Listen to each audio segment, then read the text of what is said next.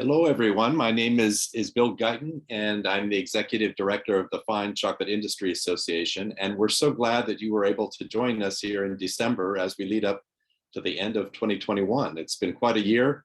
And we're also wanted to share with you that this is our last webinar for 2021. And together, I think altogether, we've had about 30 webinars this year over a number of different really interesting and exciting topics.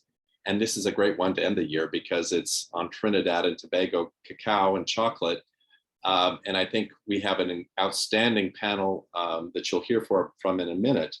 But before we turn to the panelists in our presentation today, we wanted just to mention from FCIA that we have updated our MakeMineFine.com website, which has listings of over 100 companies that sell directly to consumers online. So if you haven't had a chance to check that out, please do so. It's MakeMineFine.com.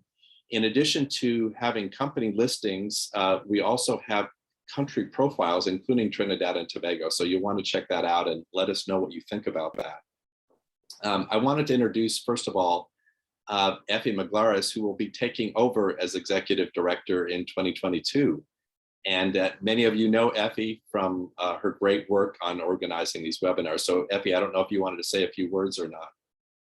I look forward to stepping into the other side of these Zoom webinars and being able to talk to the presenters, and have enjoyed producing the webinars that we've had so far. And we have many more exciting webinars to come next year.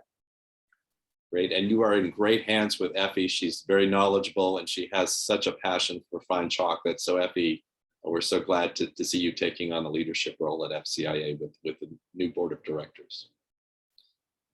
I'd also like just to extend my thanks to all of the panelists here today. And I just wanted to briefly mention each of them before they start their presentations. First of all, Anthony Bridgewater, who is a Vice President of Sales at Ubergreen, is a friend and a colleague.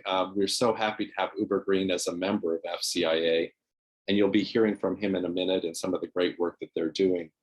Michael Laiskonis is also on the line. He's the pastry chef and head chocolatier at the lab at the Institute of Culinary Education in New York City. And Michael travels all over the place to help value chain partners in improving their quality. And we're really interested to hear his remarks, particularly after he's just returned from a trip to Trinidad. We have Isabel Brash on the line as well. She's owner of Cocobel chocolates in Trinidad, and I'm really interested to see your video, Isabel, today and hear more about your company. Tobias Schultz Frenick from IDB. He's the manager of the program there that you'll hear more about. And so we're really happy to have you, Tobias, as well. And then we'll hear also some remarks at the very end from Peter Cavendish, who is the head of the delegation for the EU in Trinidad. So without further ado, I'd like to turn it over to Anthony. And again, really looking forward to your remarks. Thank you. Thanks for the intro, Bill. And I just would want to say welcome to all the participants today. Thank you for joining and welcome. Again, before getting into who we are, Ubergreen as a company, I should say 2 words about Trinidad and Tobago for those in the audience who might be less familiar with the country. So I'm going to go ahead now and start sharing my screen. So just 1 second. Can you all confirm that you can see? Yes, yeah, we can see Anthony. It's perfectly good. Okay, right. Okay, so Trinidad and Tobago. So as Bill mentioned, thankfully, the FCIA's Make Mine Fine webpage has a nice collection of facts about Trinidad, which you can see on the left. And Trinidad itself has a long history of producing cocoa or cacao. which, some of you may know, and this has been going on since the 1700s. One second, I need to advance this. Here we go. Okay. Right. So these, so we have a long history of producing cacao since the 1700s. And, this sort of extends back to the Imperial College of Tropical Agriculture. And, we have a number of institutions here, academic research and so forth, and export-facing institutions that are all sort of working in unison, really, to revive or to continue and to really increase production. So Trinidad is best known for its Trinitario varietal of cacao. And we have about 1,000 active cocoa estates. And as you can imagine, just looking at the land area under cocoa production, you can easily figure out that these are mostly relatively smaller estates, but there are a few large ones. And our production is not what it used to be at its peak, which was back, in the earlier times of production when cacao was a serious commodity agricultural product being traded across the world. But we do have something very special here, and it's the birthplace of Trinitario. The organic production that's currently underway is around just 1% of the roughly 420 tons coming out of the country. And that really represents a big portion of what Ubergreen is doing with its first estate partner, that is San Antonio Estate. And then also, what's also good to mention is that Trinidad has won numerous awards for its cacao and chocolate made with its cacao.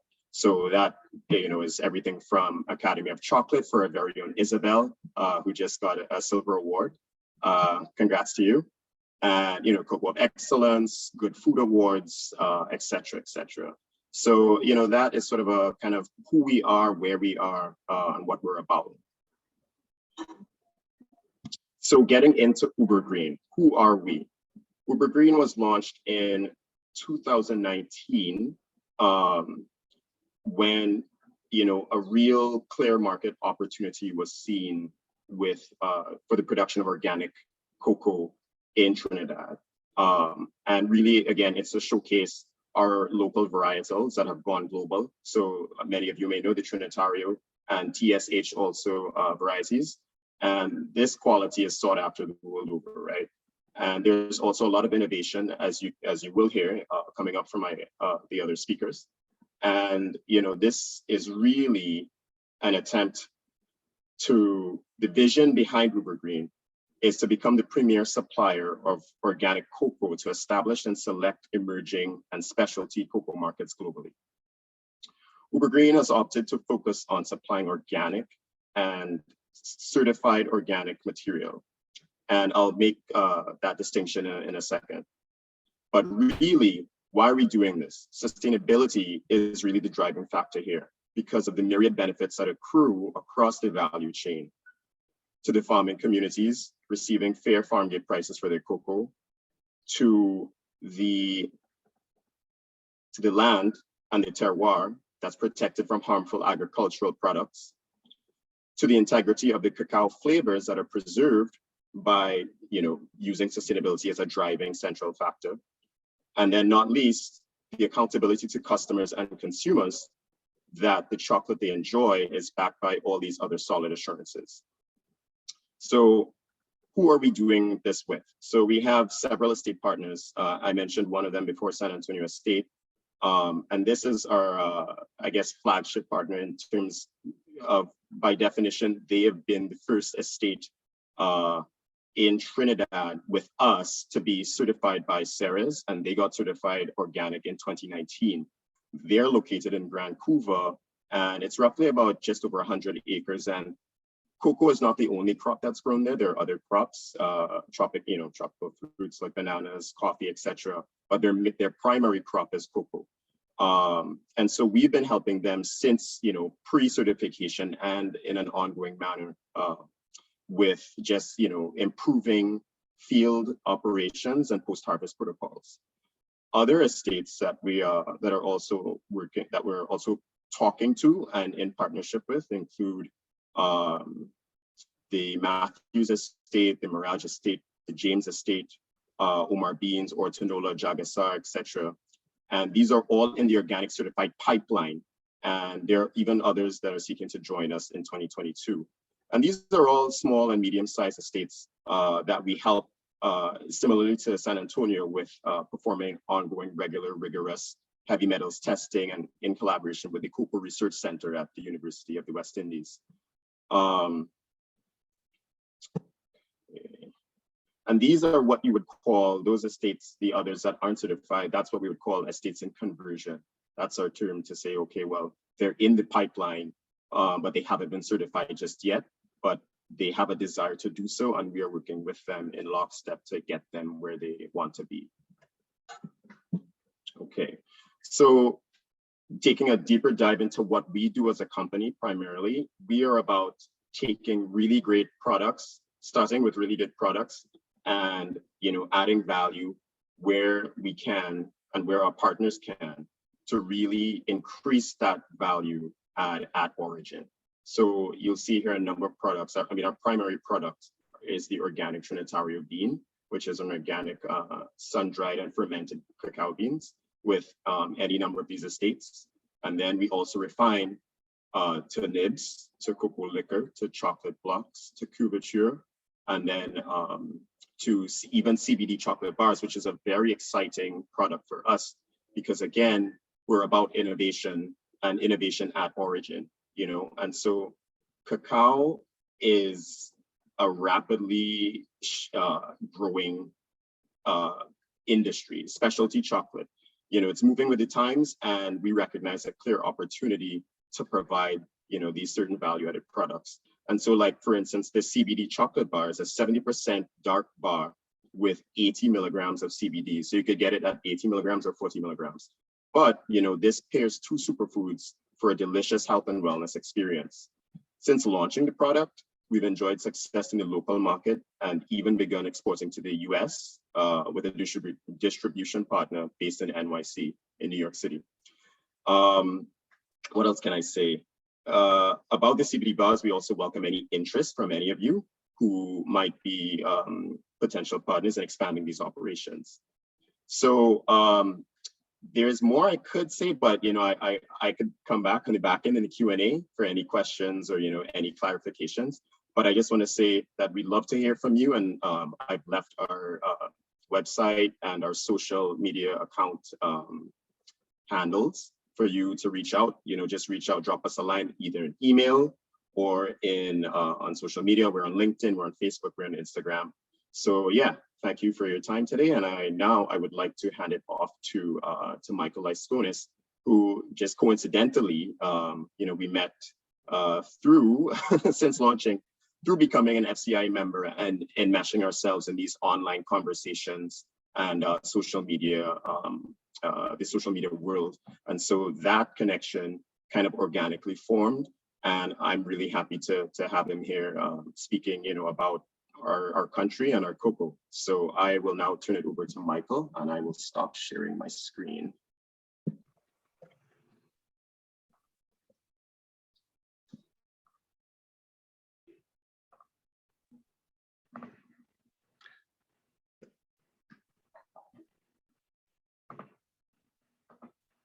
Good morning, everyone, and thank you, of course, to Anthony and Tobias and Renee from Ubergreen for kind of inviting me to the conversation, and of course to Bill and Effie for hosting. Why am I here? what do I bring to this conversation? Well, I helped create the Chocolate Lab here at the Institute of Culinary Education in New York in 2015. You can see a little bit of it behind me. And I kind of find now that transitioning more into chocolate, my 20 years as a pastry chef has informed that work as a chocolate maker and educator. And by immersing myself in aspects of manufacturing, that has significantly influenced how I view chocolate as an end product and application. So exploring both in the realm of education, I increasingly see my role as, I guess, a translator. helping chefs and chocolatiers better understand the cause and effect of manufacturing, and on the flip side, helping chocolate makers fine-tune flavor and functionality that chefs seek. So very recently, I've teamed up with the Alliances for Action and the International Trade Center in their mission to connect farmers to chefs and consumers. With an initial focus on the Caribbean, we're working to support and promote manufacturing and origin.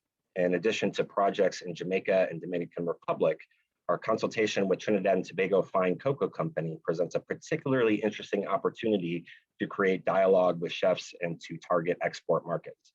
So with Trinidad and Tobago Fine Cocoa Company, we're actually working on crafting couvertures that are intended for the food service market, in addition to some retail.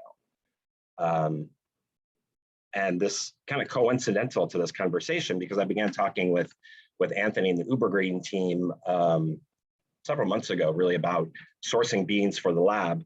But coincidental to this conversation, the work with Alliances for Action actually took me to Trinidad and to work with Trinidad Fine Cocoa Company just 2 weeks ago. I just returned 10 days ago. So it was a really amazing experience. I'm still processing, but it was immersive in the sense that I pretty much equally spent my time split between farms and talking to the producers, working in a factory, and also working in a retail shop, helping craft some of that chocolate that was grown and manufactured, in some cases much shorter, but certainly within 100 kilometers.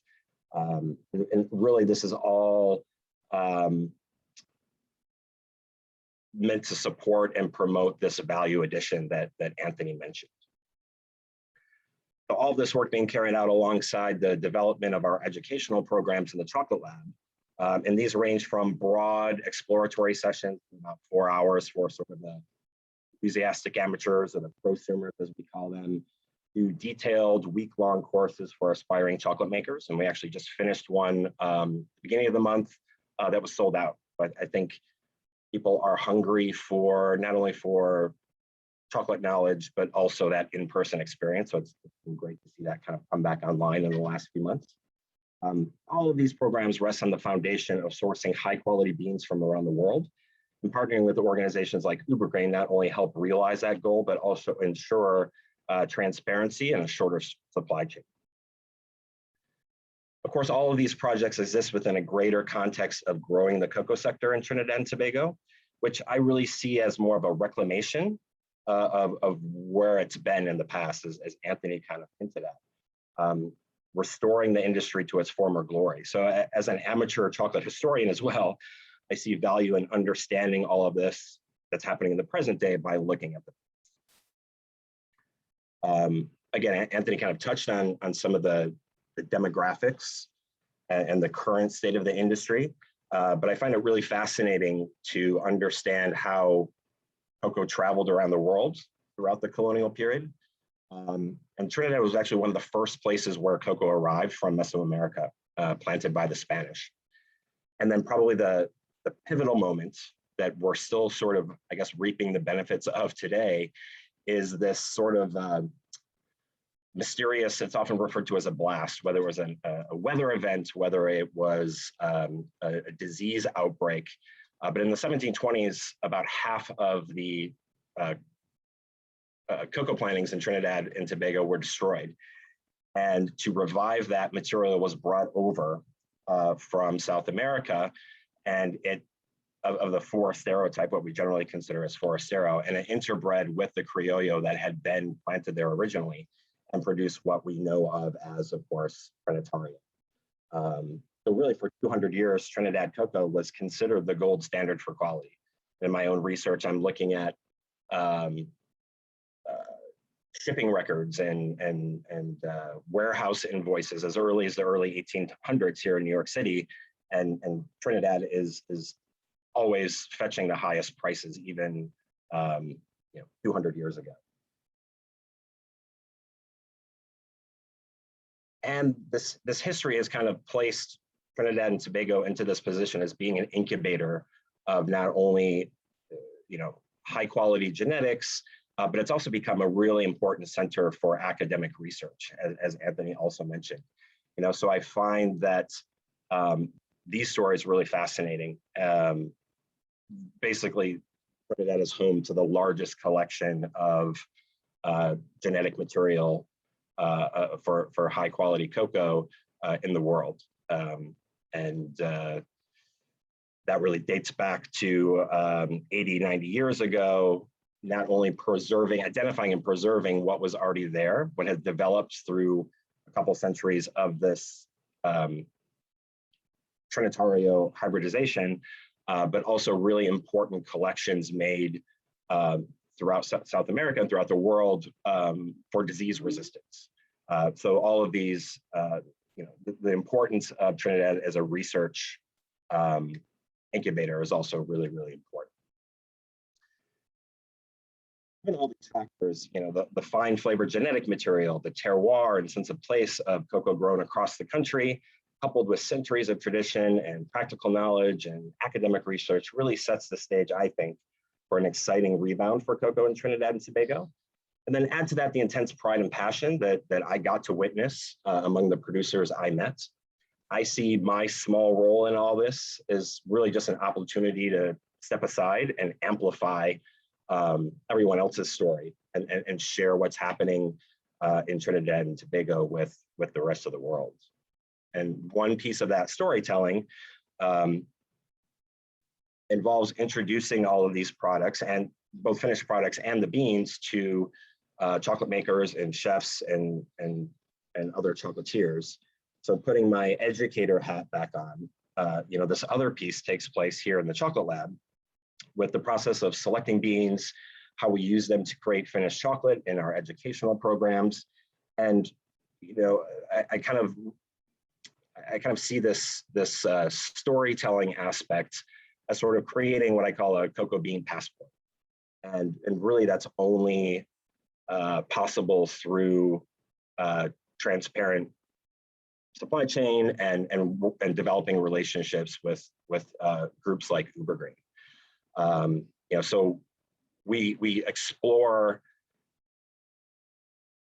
the chocolate making process basically by exploring, how does chocolate get its taste? And that certainly starts with the genetics, which we know Trinidad and Tobago have, the sense of place, that origin for a fairly small set of islands. There's a lot of geographic diversity and thus a lot of diversity within that origin. And I also find interesting all the different practices used, farming practices. I visited estates that were, established over 100 years ago, and some of those trees are 60, 80 years old. And I visited farms that were, basically rehabilitated within the last 5 to 10 years. So lots of exciting diversity within the origin. And I referenced the passion. One of the farmers I met with in Rio Claro, sort of the southern part of Trinidad, Sabita Maiku, her passion for post-harvest and fermentation and the meticulous notes she makes, and then the pride in the finished product really comes through. So again, I love not only knowing that information and having the details of those post-harvest protocols, but then sharing those stories with the students that take our class. They can then take that back into their chocolate making endeavors and continue to kind of spread that word. So I've been working already with the San Antonio estate. Anthony mentioned a couple of additional partners they're starting to work with. So I think I'm allowed to show this slide, guys, where I have some initial samples from Omardine Estate, which is in the north of Trinidad in an area called Brasso Seco. And then in central Trinidad, beans from Mundo Nuevo Estate. So as we work through these, we're developing roast profiles that really highlight what each of these beans, the potential that comes to the table with each of these beans. And then we're also playing around with different formulations. So we're really trying to take each of these beans, compare them with each other, but then also take these beans and apply different roast profiles, different formulations to really find what will best express their character. So all of this information and the correlation depends on exchange of information and traceability, which in turn supports that transparency of the supply chain and ultimately upstream security and sustainability, and of course, added value for the farmers. And we all benefit by enjoying the complexity of a high quality finished product. We zoom out once again, these relationships offer opportunity to preserve and grow the Trinidad and Tobago cocoa industry by opening lines of communication and awareness. And that really has to include end users and consumers, and to create a narrative similar to that already familiar to us as a sort of a farm to table movement. We're very much familiar with that in the context of restaurants. And I think if we continue to frame the importance of origin in chocolate as a similar farm to table idea, I think we'll find success with that. And of course, I also think it's important to take what we're learning in each of these individual origins and take the lessons learned and help out all the origins where conditions might be slightly different, but we can exchange that information and support everyone in the process. So thanks again for including me in this conversation, and I look forward to sharing with the community more of the ideas that we generate through these projects as they continue to develop. And I believe, am I passing on to Isabel? Is that correct? Hi. Thank you. Michael, I wish you were around when I started to teach me stuff. Well, you know, it was a bit of a challenge when I was there because I knew you were so close. Yeah. To where I was in Spain, and I was trying to coordinate with Tobias and the team together, and my schedule was so packed. But that just means I have to come back and pay you a visit. Yeah. Know what I mean? Like 12 years ago when I started, that would have been nice. That would have been really helpful. Anyway, hold on. I'm going to share my screen now and get organized there. Okay.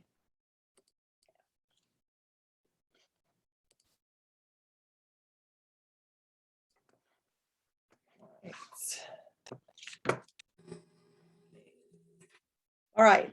So before I begin, I just want to thank everybody. I want to thank Ubergreen and the Fine Chocolate Industry Association for hosting this. It's a real honor to be here, and you know, there's a lot of us making chocolate in Trinidad now, and I hope that I represent everybody, you know, well here. So, and I'm just gonna play a little video, a 1-minute video here to just set the mood because I'm talking about storytelling. So.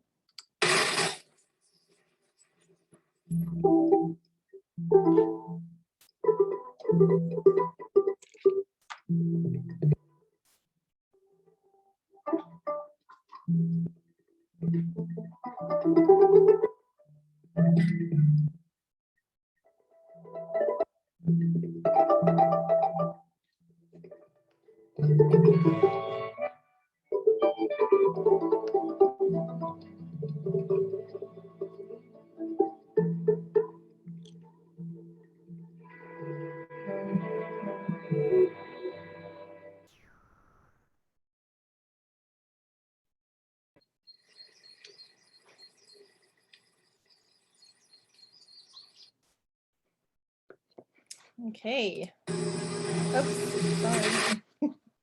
All right.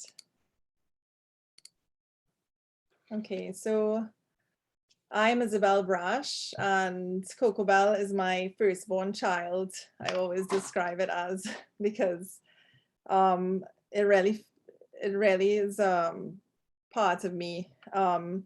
And at the roots, it is a company that's really birthed and nourished and dedicated to give something positive and meaningful and beautiful to our soil, from our soil, through our hands, first to ourselves and then to the rest of the world. I really wanted Trinidad to be proud of these chocolates, and I dreamt that people would claim Cocobel as their own, and I thought it was really necessary to have a strong foundation in its homeland before entering into the export market. It's almost like I just want approval from everybody before we ship her out. We are really well known for our cocoa, but I wanted us to be well known for our chocolate too, and in the best way possible. And we achieved it with rum, and I just don't see why we can't do it with chocolate. So when I entered the space in 2008, it was really sparse. People were saying the industry was dead. There was one regional chocolate maker I knew of, which is Grenada Chocolate Company, a great company. And my entrance was really backwards. Most companies would start with making bars because it's the most economical, makes more sense economically. But I did not enter out of a business thing. I just was exploring. It was an adventure. I just thought, I love making things. I just thought, how awesome would it be to make something that grows here from beginning to end with everything that we have, and make it really beautifully. So that's how I started. And so yeah, my process of making things through Cocobel, it is a storytelling, and it is trying to package who we are, trying to speak Trini through the chocolate, as Design Island put it in that little video. And my process, before I got into chocolate making, I actually was an architect. So that's kind of tells you maybe a little bit of how I approach it. If I had to choose a medium that was my strong medium, it would be paper. Definitely not food. Paper. I always start with writing, sketching, drawing, how I feel. I write about how I feel, what I want other people to experience when they taste something, when it relates to the chocolate. And that's how I begin. And from there, I build on the flavors, and then I go and explore the things that make up the actual fruits or the product that make that. And that takes a lot more experimenting and failures and stuff for me, because it's not my natural place to begin. But I am a Trinidadian, and I know what it feels like to be in these places. And I have taught myself to recreate that, I think, hopefully well through the chocolate. And so, yes, I'm trying to find my spots. So yes, I wanted to show our stories and our celebrations and our unique natural resources through the chocolate. Now, how do you do that?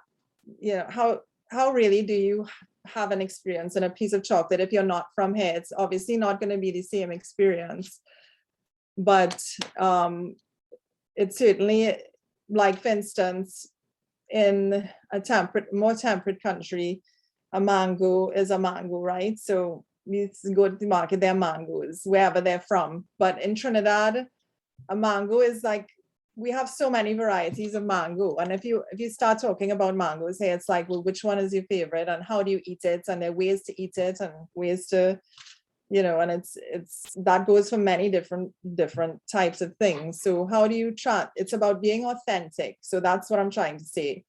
It might be a similar sort of put together recipe as something else from another country, but it is authentic because it's a specific variety. It's grown here. We do it ourselves. And I think, yes, as much work as that is, and it maybe doesn't make the best business sense, it's important to us to be authentic in the real sense. So that's one way to get it across. So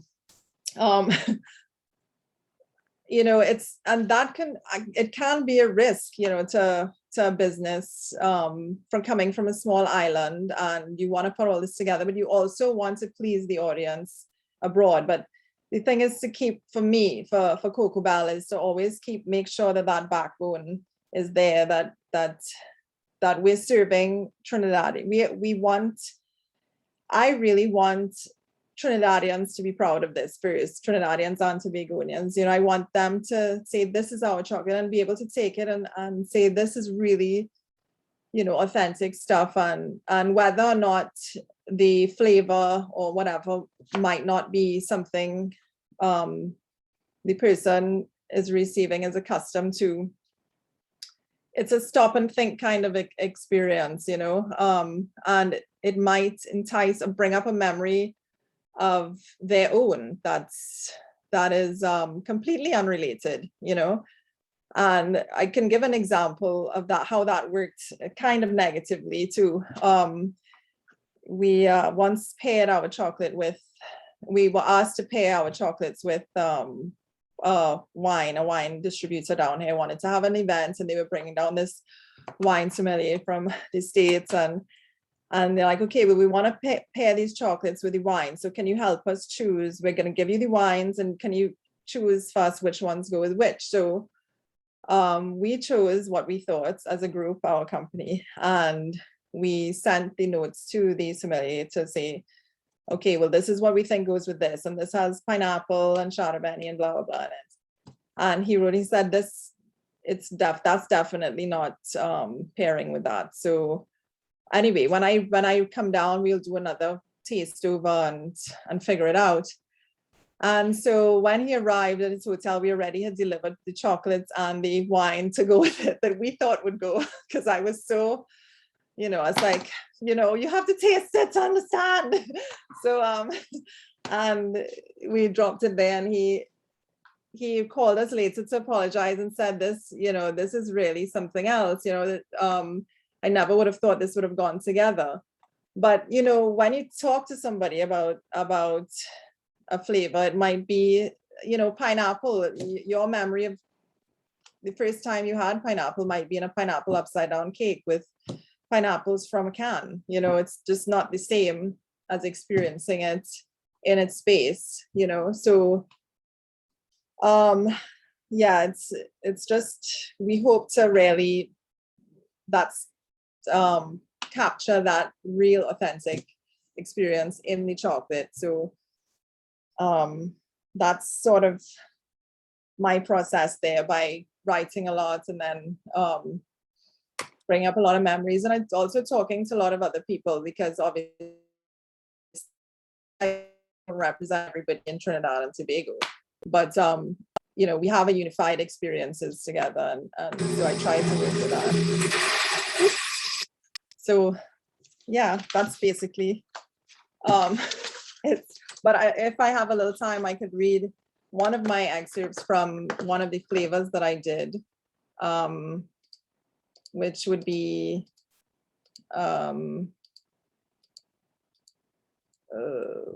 what's going on here? All right. No. Right, this one. And yes, this one is called Mermaid's Kiss, and it is inspired by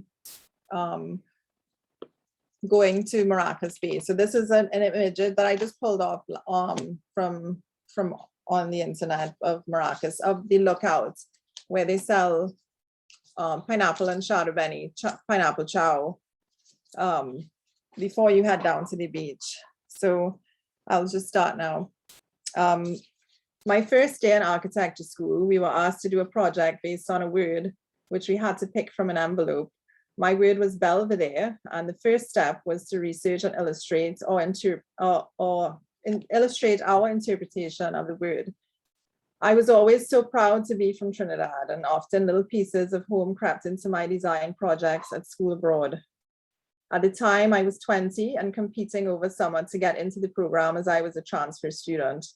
I had a few pictures with me from my last visit home. In the days we actually printed pictures, and one of them I thought could help me craft my interpretation of the word Belvedere, a sheltered, elevated area commanding a beautiful view. I drew a brick archway to suggest a structure, and in the background, I sketched this view from the lookout over Maracas Bay, using my photograph as a reference. Everyone knows this view, right? This is to Trinidad. I grew up in South and was far more familiar with Mayaro as a child. That's another show in Trinidad. But North Coast Adventures came in when the Lyman started, when I was a little older. I have this theory, and it's not just mine. Many books have been written on this subject, that a place's architecture is more about the movement, sounds, and smells of that place than the structures built within it. We have all had the experience of recreating a time and place we have visited when tasting a dish or smelling something specific. When I bite into a round of pineapple soaked in shadow benny vinegar, salt, and pepper, I am immediately transported to my young adulthood, crammed in cars with my friends, going over that hill and stopping at the lookout, salty kisses and sandy skin at some North Coast bay, and chomping on some of the remaining pineapple chow while the sun sets on the long drive back to San Fernando. I wanted this bonbon to be that, sweet pineapple, salty kisses by the bay. My husband, who was my boyfriend at the time of its creation, suggested the name Mermaid's Kiss, a little more intriguing than Salty Kiss. I asked my professor when I drew this, well, what is a beautiful view anyway? Who is it to say what is beautiful and what isn't? He chuckled and said, well, in this case, Miss Brash, I am the one to say. And thank goodness he enjoyed the view too. So that's it. Thank you. Yeah. Everybody. I'm passing on to Tobias. Okay. I think to me, that's right. Thank you, Isabel. That was a fantastic presentation. Thank you so much. And also welcome, of course, everybody. Thanks to FCIA and of course also Chef Michael, Anthony for setting this up. Welcome, Ambassador Cavendish, and thank you for the opportunity. Let me just share my screen here so I can present my couple of slides here. Now, of course, I had thought that my presentation was going to be visually appealing, but following Isabel, I think, you know, that's thrown out of the window, but truly enjoyed your presentation, Isabel, so thank you for that. So I'm Tobias Schürze-Franking. I'm the cluster manager for the Organic Fine Cocoa and Chocolate Cluster Project. That is a collaboration between Ubergreen as the lead company and Compete Caribbean, which is the IDB's, the Inter-American Development Bank's funding window for the Caribbean. So just to give you a quick overview of what this cluster is all about, what we seek to accomplish, and maybe introducing a couple of the activities that we're doing.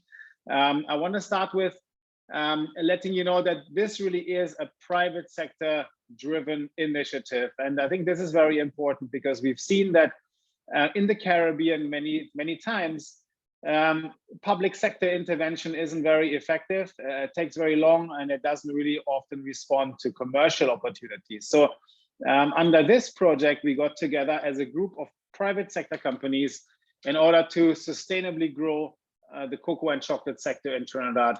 And of course, we have some very specific targets and objectives, and these are generating foreign exchange, offering diversified employment that is throughout the value chain, and specifically promoting women entrepreneurs. And we are lucky to have so many great female entrepreneurs among our rows, including, of course, Isabel as a pioneer in the industry. And I mean, so many men and women that I'm talking to are really so much inspired by Isabel. So Isabel, I wanted to thank you again for you know, being that role model, and you know, being you is just great to have you, and you're really very much of an inspiration for many. So kudos to you. Try. And yes, of course, we are working with Isabel on many projects, and I will maybe explain a little bit more in just a moment. But to maybe present the cluster in a nutshell, there are 14 private sector companies accounting for over 150 employees in total. And in addition, Export TT, a government agency, is also part of this cluster. And we are basically including the entire value chain, from certified organic agri-inputs to give farmers opportunities and alternatives to get away from chemical agri-inputs, to, of course, our producers, which Anthony already mentioned a little earlier, of which many are award-winning producers, to specialized traders, which is Ubergreen, at least in its initial stage, where Ubergreen then eventually also developed products like the CBD chocolate, and then other processors, of course, like Cocobel, Cocoa Republic, Sparkling Gold, and some others who are part of the cluster. So this is just an overview of who the cluster is and what we do. And I just wanted to speak a little bit about the opportunity that we identified. And that, of course, is the uniqueness of cocoa from Trinidad, what Michael already alluded to. And thank you again, Michael, for taking some of my work, introducing and so detailed presenting the flavor profiles and what's so unique about Trinidad as an origin. But what we did see is that not only is there demand for this type of cocoa, but there is also demand in specific markets for certified organic foods. I'm from Germany. Every time I go back to Germany or to Europe, the supermarket shelves for organic foodstuff has expanded further. So we're seeing that there is certainly an opportunity. And already a couple of years ago, the marketing director of Cargill stated that the trends in the global chocolate market are along the premium, healthy, and sustainable and clean themes. So this cluster project really directly corresponds or seeks to sort of supply products that are in line with this trend. And we as a cluster are working on developing a very traceable and sustainable value chain. And I have the IBM Food Trust logo here on this slide. We are aiming next year to develop a digital, fully traceable value chain from the farm all the way to the final product, whether that is sold in Trinidad and Tobago or in an export market, where basically consumers can snap the QR code with their phone and visually get access to our platform, our database, seeing where that particular chocolate bar or cocoa product or chocolate product came from, where it was fermented, what the timeline was, what the specific estate and batch number is that really made this product. So traceability is really important for us. And how do we want to get there? There's a clear strategy, starting with increasing production and enhancing quality. And this is what the cluster has worked on for the first, let's say, 9 months. So we started off earlier this year in February. And of course, we're working with some consultants, with some well-known experts like Sarah Barath, some folks from the Permaculture Institute, the Caribbean Permaculture Institute, and other experts, of course, with the Cocoa Research Center as well, to really start on the farm level, get the quality right, increase production by providing the right agri-inputs that are sustainable, by providing the right training and providing the right young plants to farmers so that they can expand their operation, but also really look at quality by ensuring that post-harvest processes, storage, and of course also the logistics outbound is well taken care of. Another aspect is developing impactful marketing and social media campaigns. We are now planning with a young lady. Hi, Denise. I hope you're joining us this evening, European time, to develop a very comprehensive digital story about what Trinidad is all about, what our farmers are doing. You're really getting to know the farmers and also building capacity in those rural communities so that the farmers can tell their own stories using social media. And so Denise is coming across next year to work with us for about 6 months. And then we're looking to have some exhibitions in art galleries throughout Europe and the Caribbean and hopefully North America as well. I already spoke a little bit about the target markets and the market segments, so I'm not going to speak about that too much, but of course, we recognize that the sophisticated ethical consumer is something that has emerged over time, and consumers want to know where the product is coming from, who's producing it, if they're getting a fair share of the value chains, benefits or profits. So all of this will be reflected in our blockchain solution. And maybe just to summarize the project components that we are working on step by step. Okay, so we have the field related aspects. This is actually the majority of the funds that we are receiving from the IDB go towards field productivity and bean quality investments, capacity building, and as I mentioned, marketability through certifications. Then the client and market development in target markets. So I would like to invite everybody in those markets, whether in the US, in Europe, Japan, or any sort of non-traditional fine chocolate markets, to reach out to us as we are trying to share this very unique and authentic story that Isabel was just explaining and describing a little earlier with the world. And then there's some other components, as I spoke about, the traceability and transparency initiative, and of course, ensuring that our packaging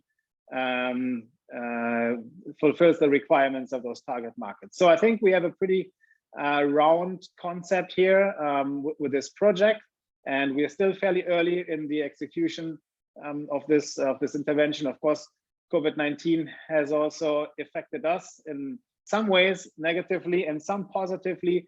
So we are, for example, now working with farmers using digital ways of communication. Many of our capacity building workshops have been held online, and there's a lot more to come on that end. Looking at the time, I just wanted to introduce quickly something that Anthony already sort of spoke about, and that is Ubergreen's CBD chocolate, and really trying to make a case here for collaboration. Of course, this product is only possible as we rely on partners and cluster members. So even though it's distributed under the Ubergreen brand, this product wouldn't be that sort of high quality, ultra premium product. And Michael, I would love to hear your thoughts on this chocolate bar, because I think you received a sample, maybe not now or in the Q&A later. But the point I want to make is that this could have only been done through the collaboration with partners within the cluster. So that is, the consultants and the workers at the farm level. And then Isabel was so kind to process the beans under her sort of supervision to chocolate blocks. And then Ubergreen does the infusion and the packaging and also the design and the distribution. So here, the power of partnership is evident, and we believe that it shows in the product. I don't know, Michael, if you can, maybe comment on it if you did have the chance to sample it. I don't want to put you on the spot here, but maybe this is a good time. It was great. It certainly, to me, it highlighted that sense of place perfectly.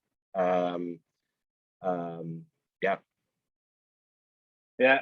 Okay, good. So of course, some people will respond more or less, to the CBD.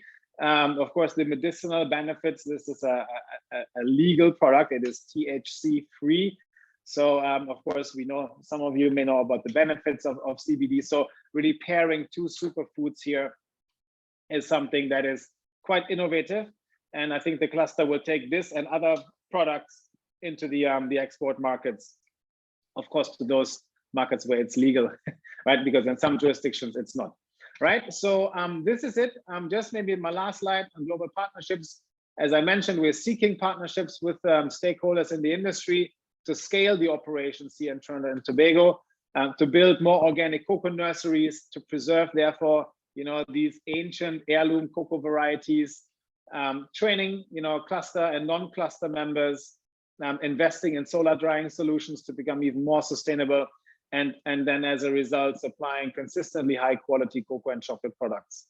So please reach out to us, to Anthony, to me, to Isabel, to FCIA, And that's it from me. Thank you so much for your attention.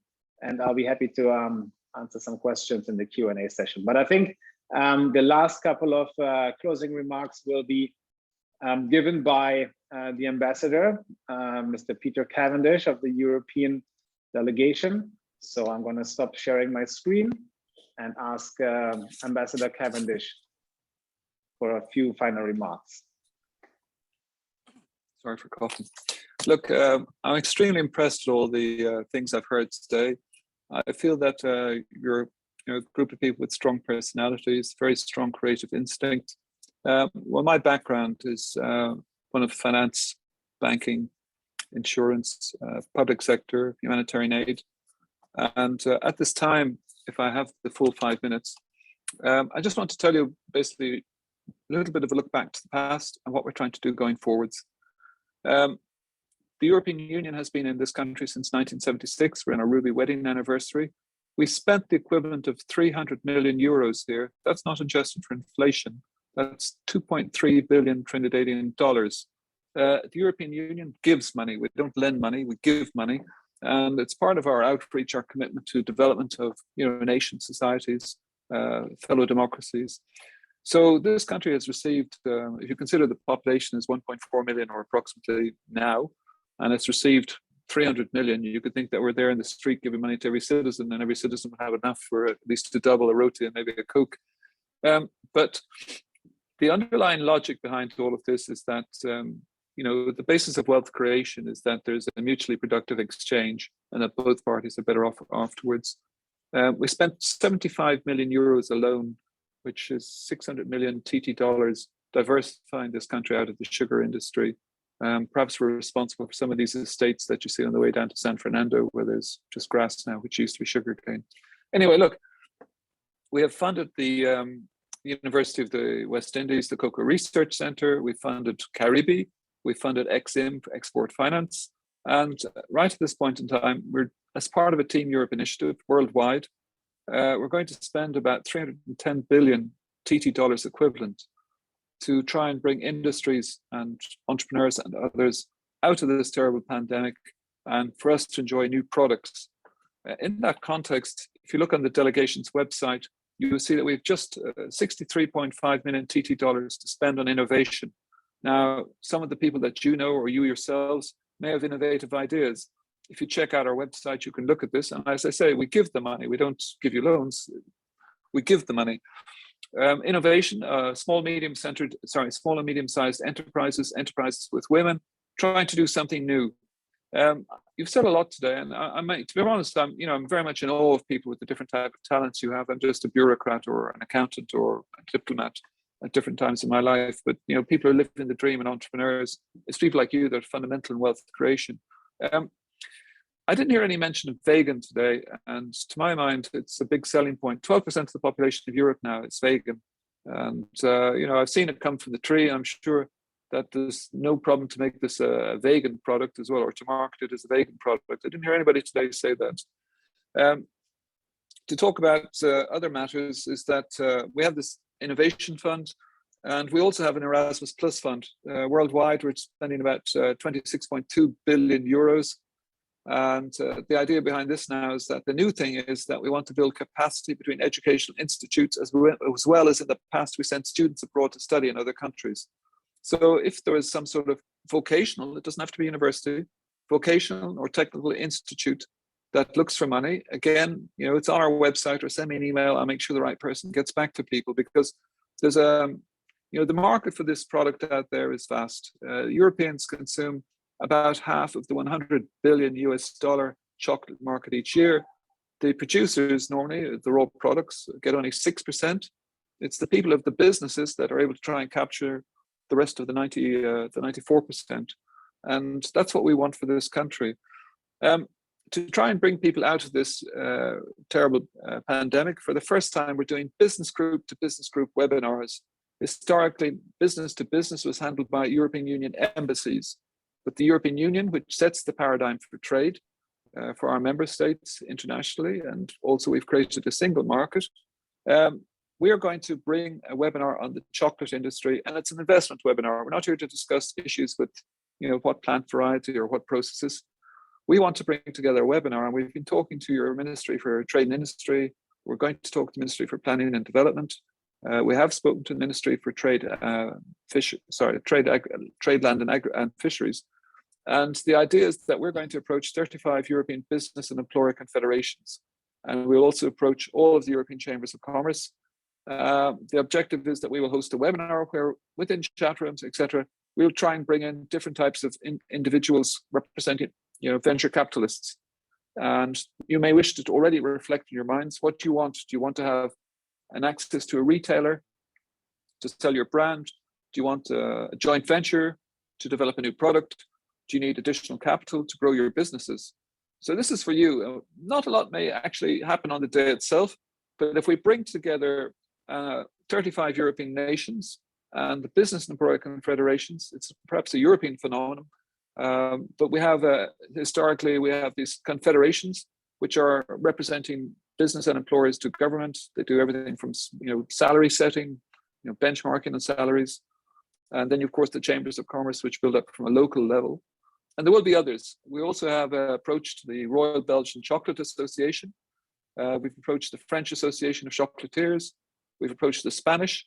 And once we have met with the ministries, we were going to meet recently, but obviously the elections are perhaps taking a bit of ministerial time. We will be arranging a flyer to send out. So for those of you who wish to have an outreach to Europe, we hope to manage that. It's for you to think about, how you wish to, what you want out of it, and what you want to do with these people. I don't know why I'm sort of passionate about this country. In one way, I was educated by a Trinidadian priest, and I had priests who actually worked out here. And they always tell me what a lovely place it is. But I also happen to like development. My own country was extremely poor at one stage, and we didn't have the benefit of oil or gas to become richer. But we did have, cattle. And we were able to make alcohol. And we produced Bailey's Irish chocolate cream liqueur. We've no chocolate in Ireland, and that is the world's #1 selling brand of chocolate liqueur. It's 6% of our agricultural exports, that one bottle. And it consumes half of the alcohol spirits produced in Ireland. 2,000 glasses a minute of that chocolate cream liqueur are drunk. So the potential is vast. This country has to economically diversify. I think we can all finally say we're coming to the end of the fossil fuel industry. One way or another, we have to become green. We're destroying the environment, it's clear. So my words to you are basically, if you want to profit from this, if you want to stay as you are, fine. You don't have to attend this investment webinar if you want to keep doing your own thing. But I think there's huge raw talent in this country. I was very impressed with the Cocobel products, really very impressed. My father's an architect too, so maybe I like the chocolates because there's an architect behind as well, but they were lovely. And they disappeared like snow in the morning here in the office. Everybody just ate them immediately. I think I got 2 before they took them off me. A lot of women here. And by the way, I mean, maybe it's a sexist comment. I think women seem to like chocolate more than men on the average. But anyway, your products in the future as well. Don't forget there's other add-ons. Like when rock bands go on tour, they make more money from selling the T-shirts.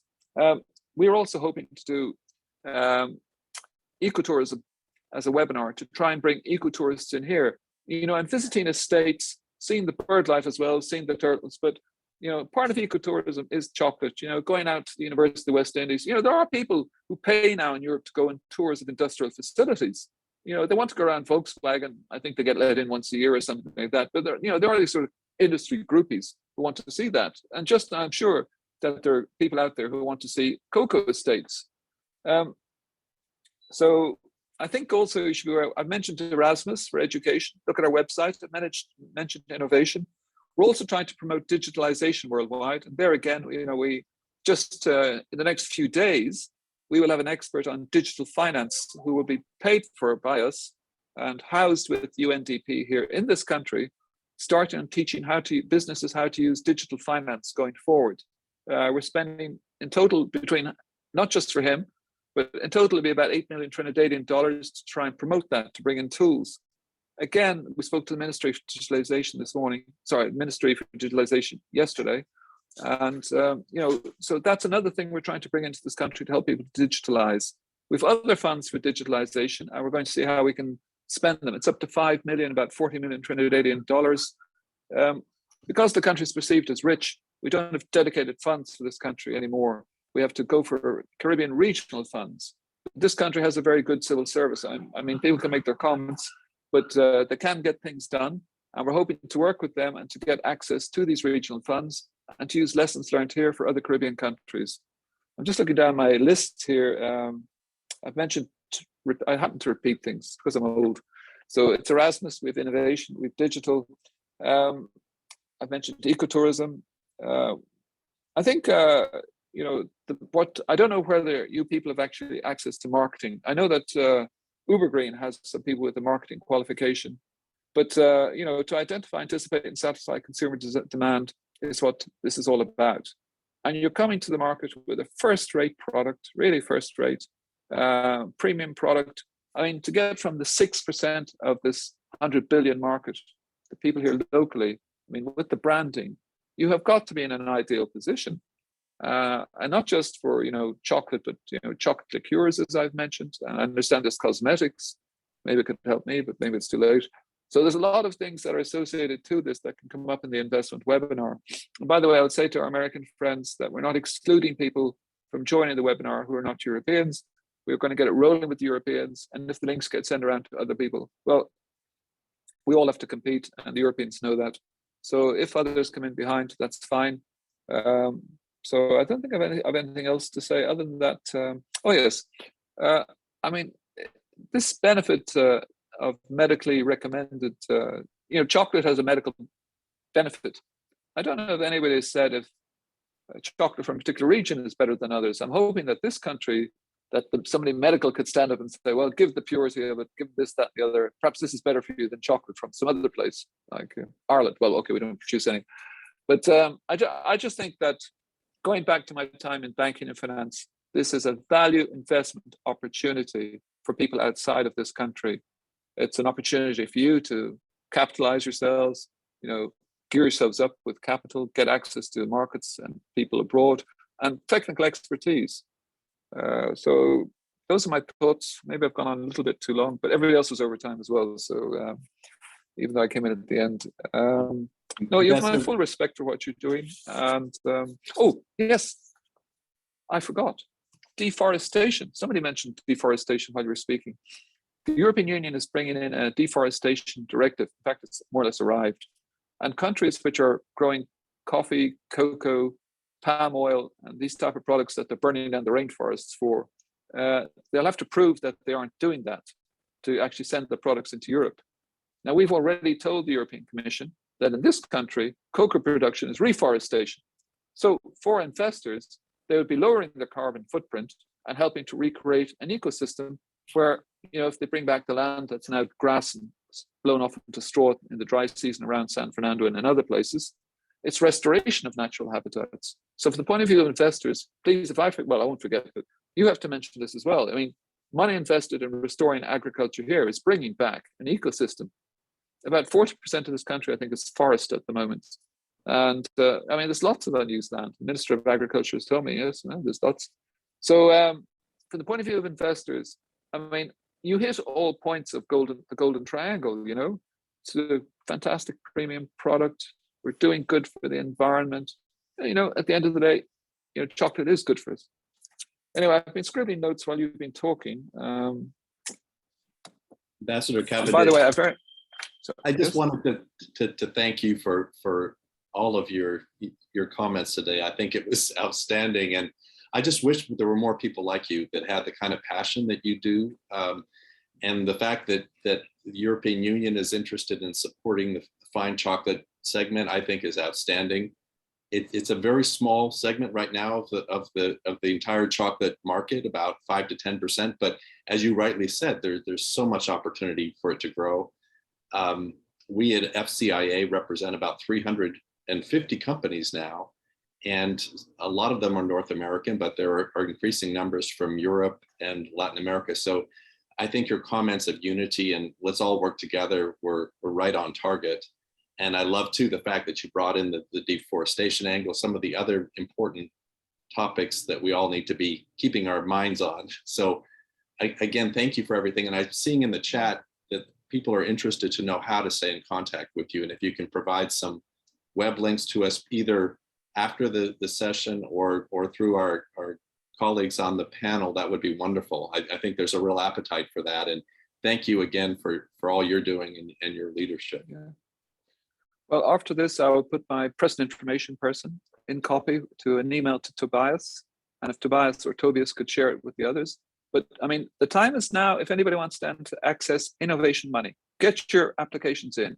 There's 63.5 million Trinidadian dollars on the table as grants. And if somebody was, I'm not so sure about CBD, what the headquarters people will eventually think about that, but who knows? I mean, I've seen that chocolate in Europe, so it's legally and it's on sale, so obviously it's okay. But there are other things that you may be doing. I mean, I was very intrigued with Cocobel. I was very intrigued by the colors on the chocolates, and I'd really wanted to know how much of those are organically produced. So, I mean, please think about this. And, you know, if you have a friend and you don't have an idea right now, this money will be made available in tranches. You can say, look, you can go for this one. I'm working on my idea. There'll be other tranches later on. Or sorry, I'm using French and English. There's something all we people hanging around in Brussels end up doing. There'll be other slices of funds made available. And so that's one thing. For Erasmus, you know, anybody who's in education, I mean, you know, I don't think we'll be doing, well, I don't know if America's eligible to have Erasmus training for American culinary schools or European culinary schools, but our delegation there in Washington, on their website, there will be somebody you could contact and ask. You can ask me as well, but it'll slow it down. But, you know, for the Americans, but we have 26.2 billion to spend on education. That's over from 2021 to 2027. So in dollars, I think that's about $32 billion. And in Trinis, it's, God, I'm trying to do the mental maths, about 240 billion Trinidadian dollars. And I know sometimes people think this is a bit anachronistic, but, you know, the European Union, 470 million, we're actually slightly below what we're meant to spend on development worldwide in the optimal scenario of about 0.7%.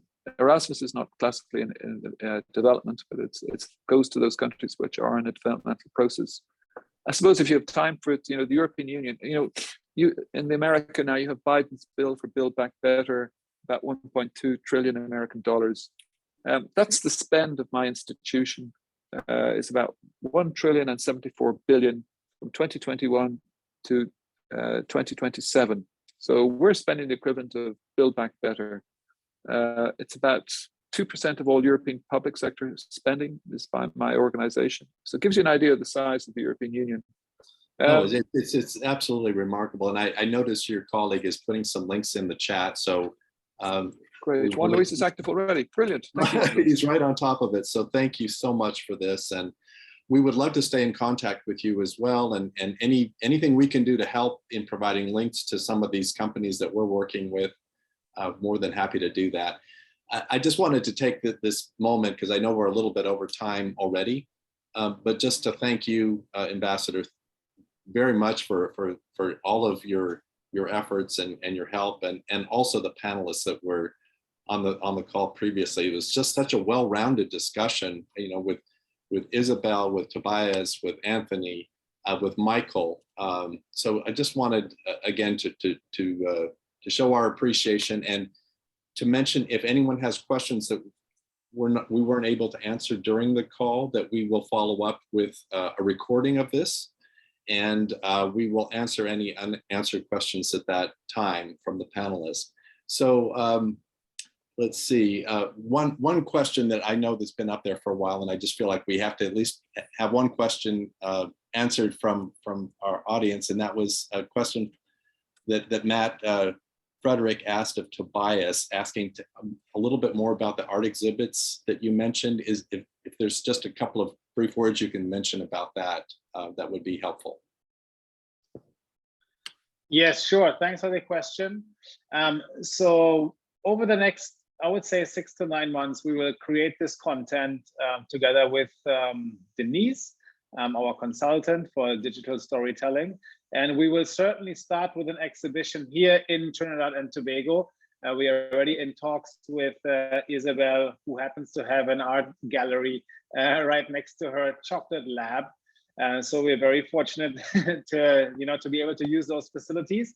But then going forward, we have shortlisted a couple of locations and art galleries in the Netherlands and in Germany. The final list has not been made as yet. But if you follow us on Instagram or on Facebook or any other, well, on LinkedIn, we will certainly make the information available there when that time comes. Fantastic. And with that, I'm sorry that we are out of time. I think we could go on for another hour. We have so many. I think so too. Yes. But I know that everyone has busy schedules, so we'll close this. But again, thank you to all. And Anthony, do you want to say a final words as we close? Thanks, Bill. Yeah, sure. I mean, I just want to again reiterate my thanks to everyone for making the time today, especially Ambassador Cavendish for that full-throated endorsement of Trinidad. And yeah, I mean, you know, I encourage everyone participating today to just look us up. You know, we're doing a lot in Trinidad, and you know, it's a really fun and it's an origin that has a lot to offer. So if it wasn't on your radar before, you should pay attention now, and just reach out to any one of us, and we'd be happy to, you know, share more and see what partnerships are possible. So that's all I have for today. Great. Thanks, everybody. Yeah. Thank you. Bye-bye.